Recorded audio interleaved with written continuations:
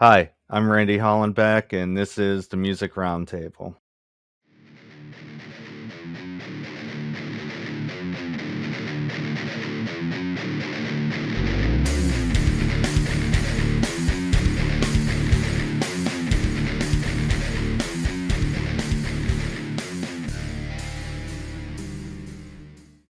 Today on the show, we have Jeff Azar from alternative emo pop rock band Demi The Daredevil.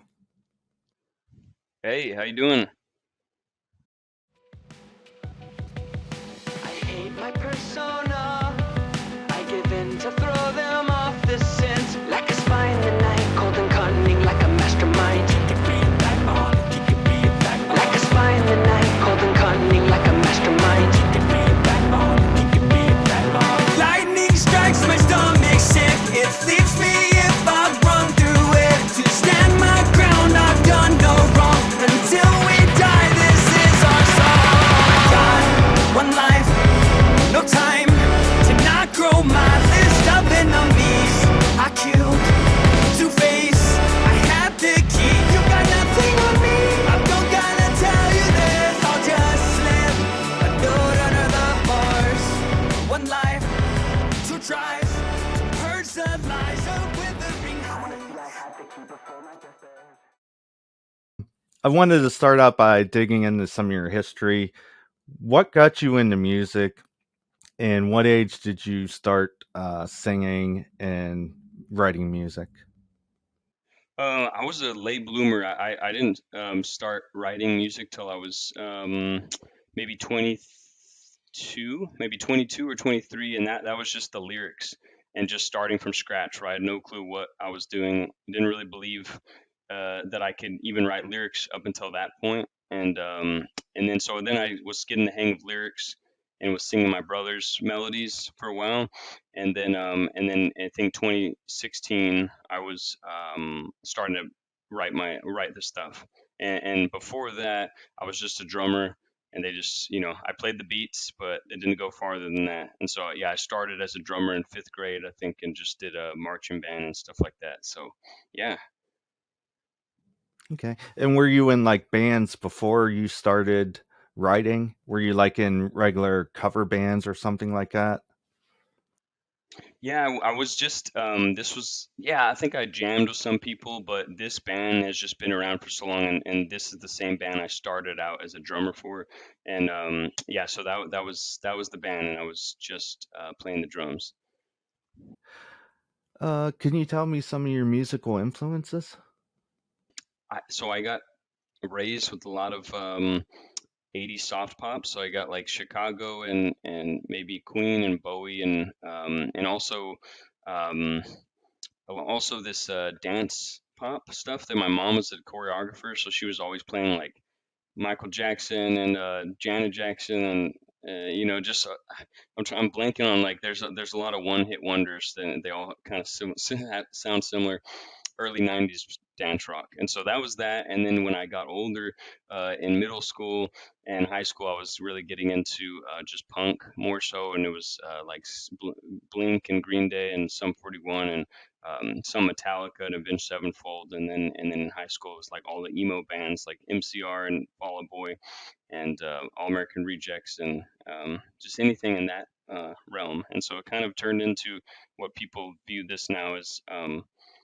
It's got a theatrical influence. That was probably them playing musicals growing up. My dad and brother, classical music and musicals and stuff. And then it's got the kind of more angsty sound. And since I can't play guitar well, it's just a lot of heavily electronica stuff. So Can you tell me how this band formed? I played tennis in high school, and I was one of the guys introduced me to Javon, the original lead singer for this project. So he said, "Hey, I got these two guitarists. I'm gonna sing, and then you'll play drums." And then I think we played for a bit, and then Jovan was like, I don't want to. This guy's not good at singing. I'm just gonna sing, and that's how I met. So I met him through somebody, and that was in high school. And how did the name for the band? How did you guys come up with that? They Jovan, the guy who started this, who was singing, he passed away, but he started it, and it was between that and the Root Beer Kamikazes, and that's what he brought to the table. And I was like, hey, they're both are really good, but Demi the Daredevil, let's go with that. Sounds sounds maybe more edgy. What city are you based out of? I'm based out of El Paso. That's where I'm from, and now I'm from El Paso, and I'm based out of Austin, Texas. Okay, I wanted to talk about your new song, Withering Heights. It came out September 17th, 2022. And I like how you start out the song. You say, "My old brain gets hijacked." I just love that phrase. Now, can you tell me a little bit about that in the song? Let's see. It's about trauma, and it's about this one type of trauma called fawning. Instead of fight or flight, it's like where you just kind of please people to not go through that kind of confrontation when you're afraid of, like, So that's what that's about. And I'm thinking my experience was, when I'm telling these people no, I'm starting to get super freaked out in my head, and I know that it's not proportional to what is happening. It's just they're just asking me something, and I can clearly say no, but then my old conditioned self to be afraid of getting hit or something like that is overreacting. So I meant, yeah, about like my old brain from the past that's been conditioned is getting hijacked. It's totally taking over me, and I'm like really freaked out, and I shouldn't be this freaked out.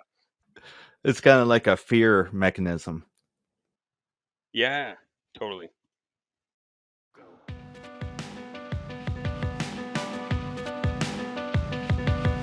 My old brain gets hijacked. Not at gunpoint reacting like I am. Cause the fear of a villain from back then stayed in hostage mind. Drop my head, move along, I drop my head, move along. Cause the fear of a villain from back then stayed unconscious mind. Drop my head, move along, I drop my head, move along. Lightning strikes my stomach sick. It leaves me if I run through it. To stand my ground, I've done no wrong. Until we die, this is our song. Time, one life, no time to not grow my list of enemies. I killed Two-Face, I had the key. You got nothing on me, I don't gotta tell you this. I'll just slip a note under the bars. One life, two tries to purge the lies of Withering Heights. And your new album was just released December 2nd, 2022. My Purgatorium. Can you tell me a little bit about that album and what to expect from some of those songs? Are they like Withering Heights, or are they totally different? Maybe two of them. Like there's another one kind of like Withering Heights. It's more of just like in your face villain mode kind of thing. And then two other ones are kind of more chill and melancholy and sad sounding. And then the last one, it maybe has a little bit more of a hopeful sound. Yeah, it's a real short EP. Got 5 songs. And Yeah, the whole thing was just I was working on another album. Then my manager's just like, "Hey, you can't work on an album uh, without a label. Just make singles." So I started making singles, and then they all ended up having this Catholic imagery. And I'm came from a Catholic background, so it just kind of already had this gritty Catholic religious undertone.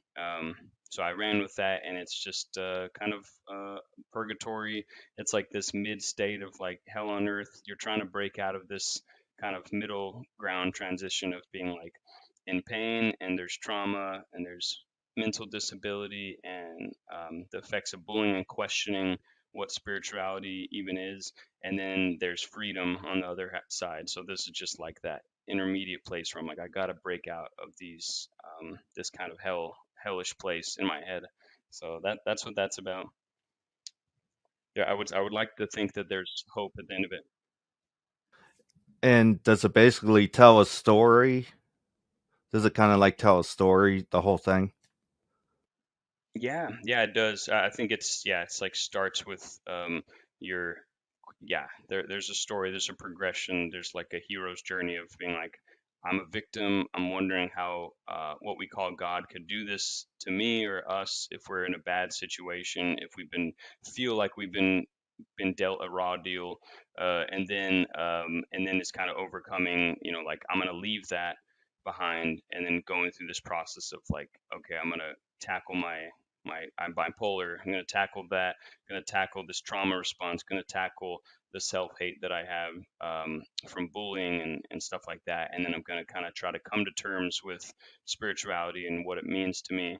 Um, and um, and what it means to me, and try to be more an open person and not just stay a bitter person. So yeah, So trying to make like a better self. trying to make a better self. Yeah, exactly. Can you tell me a little bit about your writing style? Do you like come up with lyrics before, or do you start with music and then build around that?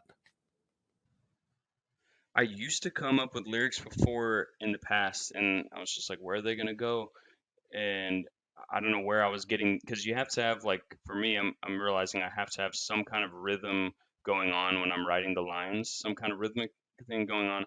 And so I'm thinking that the best way for me to do that is I can make demos, make the music, and then kind of ad lib, like spit kind of whatever nonsense lines, and then that kind of comes more easily, and then I can kind of have that in my mind when I'm kind of writing these lines. And so usually music first. It's beginning to be that, and then so again, it gets me my I got to get in gear and start making demos more because or else I'll just always put the lyrics off. I always need something to go by for me to commit to it.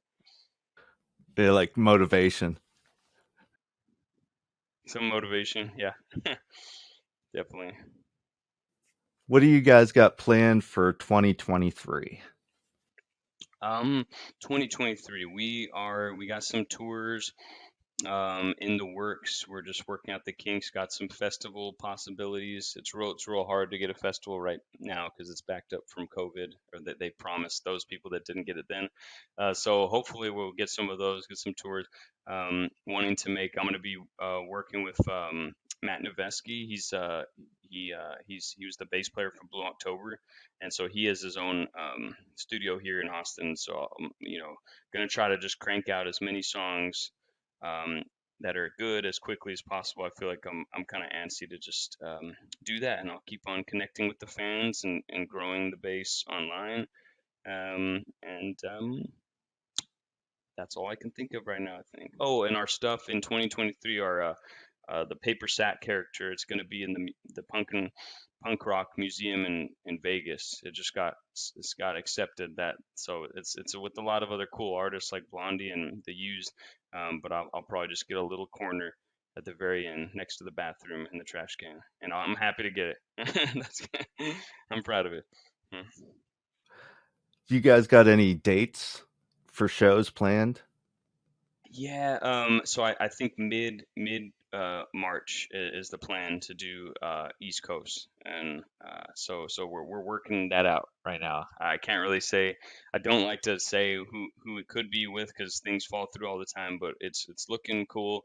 I hope it happens, and whether it happens with this other band or not, we still need to do it. Yeah. Where can we get a hold of you guys? Facebook, Instagram, Twitter? Yeah, Instagram probably the best place. Instagram at DemiTheDaredevil.com. Um, and I think TikTok. I'm not as active on Twitter. I'm getting to be more TikTok. So and if you use Facebook, all the posts and everything um, from Instagram go to Facebook. But in short, yeah, you can find our music on Spotify primarily, and you can DM me on Instagram, and I'll get back. That's all the questions I have. Thanks for coming on the show today. Is there anything else you'd like to add? No, I really appreciate people like you doing what you do and being curious about underground artists. So thank you for taking the time and spreading the word. One life, no time to not grow my